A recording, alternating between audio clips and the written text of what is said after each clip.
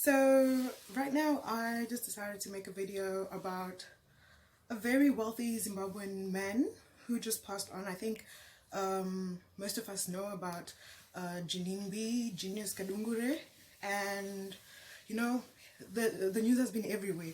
It's almost imprinted in our minds, because there's been so much. We've been listening to a lot of things that people are saying and stuff like that. And right now I'm a fairly new blogger, but then this is like uncharted territory. I'm like, this is trending, so let me jump on it, and see how it goes. Because life is trying stuff, hey? So, I know a lot of people have had to say a lot of things about his life or where his money was coming from. Some people question that. I've heard people talking about snakes and so forth and so forth. And I just like to say, like, who are we to judge? Like, judgment is the last thing that we should be passing on to anyone. Or, people die. It's not as if there's always witchcraft or people make money because they work hard. I remember watching a video where he was talking to AC Lumumba and he was talking about, dude, I don't sleep. He was saying to AC, I don't sleep, I'm hardworking. And most of the people that have come out that are close to him have said he's hardworking and so forth and so forth. But I don't want to go into too many things because, yeah, I also don't want to be going offline because I've watched a lot of people go offline on this story. But what I wanted to talk about was the fact that there are a lot of lessons that come out of Ginimbi's life. I think I've learned a lot. And so I have the head to write down because, yeah, this is like sort of a big story because this was like a big person. The whole of Zim was shut down, like Harare was shut down because people were like moaning over this great guy, Ginimbi. And yeah, just looking at his life, there are lessons that I've learned. Like, one of them is the fact that so many people moaned him. So many people, like myself, everybody was like, oh my gosh, give us something else, because we've been watching Ginimbi, stories about Ginimbi the whole time. I think we're going into a week or more of just following up on his life. We're watching past videos, we're watching videos of the funeral where everybody's touched. And I think that's one of the many things that I'm going to say that I learned from his life. He must have been doing something right for all of us to be so touched. He must have been, because it's not everybody who's got money who people care about. Some people with money, when they pass away, people are like, oh well, he's gone. But there was something special about Ginimbi, definitely. And I used to see, like, I watched also videos where he would stop in town, he would stop his fancy cars in town and actually greet ordinary people because he knew how much they looked up to him. So he would take time, like some of those rich people don't even want to touch hands with poor people. He would go like to almost the poorest places in our country and actually like just shake hands and talk stories. And they loved calling him Boss Ginimbi. Some wealthy people don't have time for other people, just to know that you actually adore me and I'm taking time to say hello.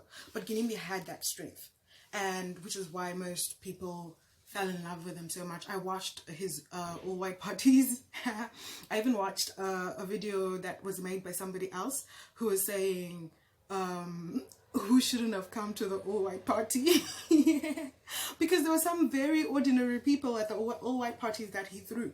So he, like, I remember one guy was like putting one leg on Ginimbi's Ferrari, and this was just like, okay, people would be there and they would be free to be there, like at his mansion, because he had this huge mansion. Like, somebody said it was the Malibu kind of homes.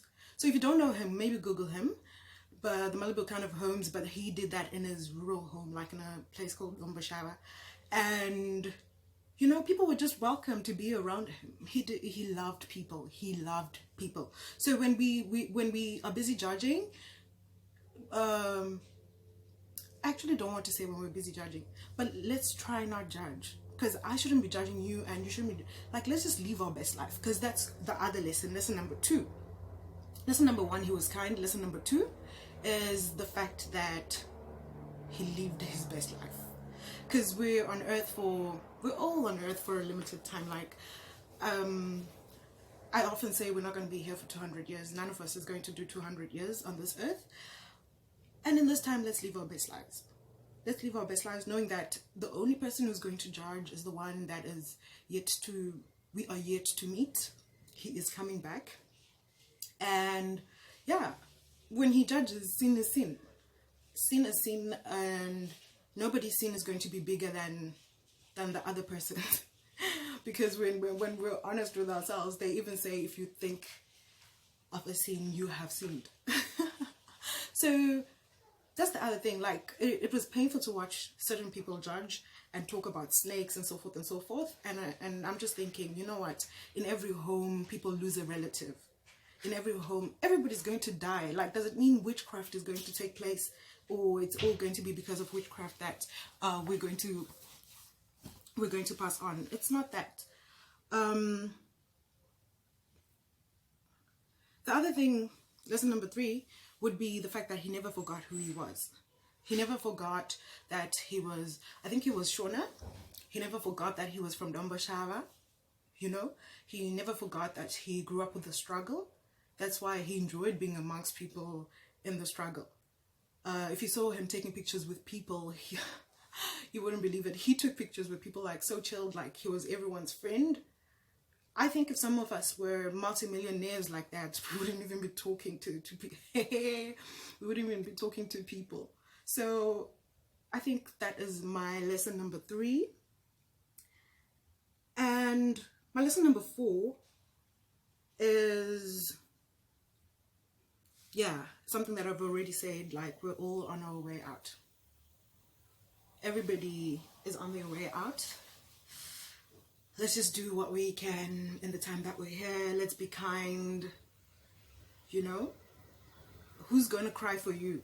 And what will you have done for them? And I don't want to lie. I always think, like, God is bigger than what we really think. We'll be shocked who we will find in heaven and who we won't. You don't know how many, like, I'm not even certain if it's effective that other people can cry on your behalf. But I know people have cried on his behalf. And I think I would be one of those who's like, I didn't really know him, but the man was humble. May he go in peace.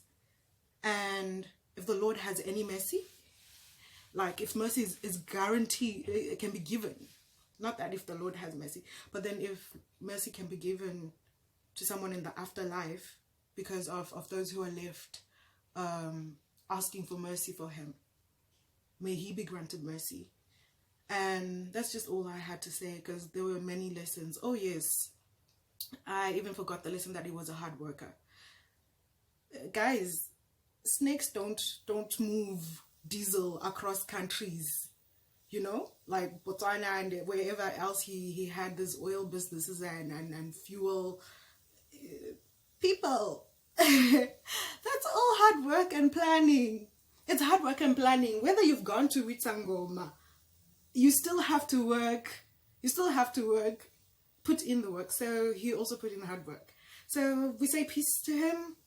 May he go well, and may we all live our best lives, because we never know the day. And no form of witchcraft, really. We're all going to die. Please stop it. Please stop the whole witchcraft and people kill family members and stuff like that. Even if they do it, family members were going to die anyway. And that's what I believe. We were all going to die anyway. Those who are doing it, just being used by the devil, wasting time for money they could have had anyway. So, yeah, I cover every word in the blood of Jesus, including myself, for having gone into the spiritual realm with these things. But then also just saying farewell to Ginimbi and you know, we learned a lot. there were a lot of lessons, and being humble is one of the lessons, because